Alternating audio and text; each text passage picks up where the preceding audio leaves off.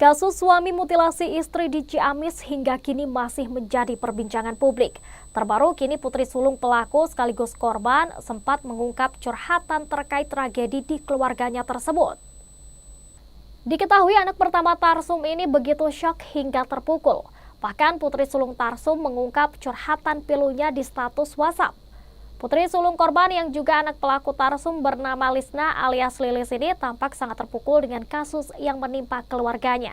Lilis tidak menyangka sang ibu dihabisi secara sadis oleh ayahnya sendiri yakni Tarsum.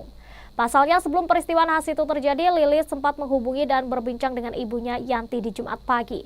Bahkan Lilis juga sempat mendengar suara ayahnya Tarsum yang tidak ada beban. Seperti diketahui, Tarsum nekat membunuh dan memutilasi istrinya Yanti pada Jumat 3 Mei 2024 lalu. Setelah menghabisi nyawa korban, Tarsum sempat menawari potongan daging korban yakni daging Yanti ke tetangga hingga ketua RT. Kejadian itu pun sontak membuat warga desa Cisontrol, Blok Cimeong, Dusun Sindang Jaya, Kecamatan Rancah, Ciamis, Jawa Barat syok dan langsung melaporkan ke polisi. Kini Tarsum telah diamankan di Polres Ciamis dan diperiksa kejiwaannya oleh psikiater. Kasus pilu yang menimpa Yanti ini sontak membuat anak sulungnya Lilis merasa nelangsa. Terlihat dalam status WhatsApp Lilis yang dibagikan ponakan Tarsum, anak tersangka masih tidak menyangka insiden tersebut. Sebab diketahui oleh Lilis, ayahnya adalah sosok yang soleh.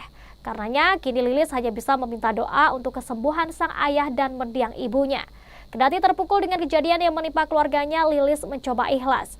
Lilis menganggap semua adalah takdir Tuhan yang harus dijalani. Namun ditegaskan oleh Lilis yang meminta kepada publik agar jangan percaya terhadap hoax. Download Tribun X sekarang, menghadirkan lokal menjadi Indonesia.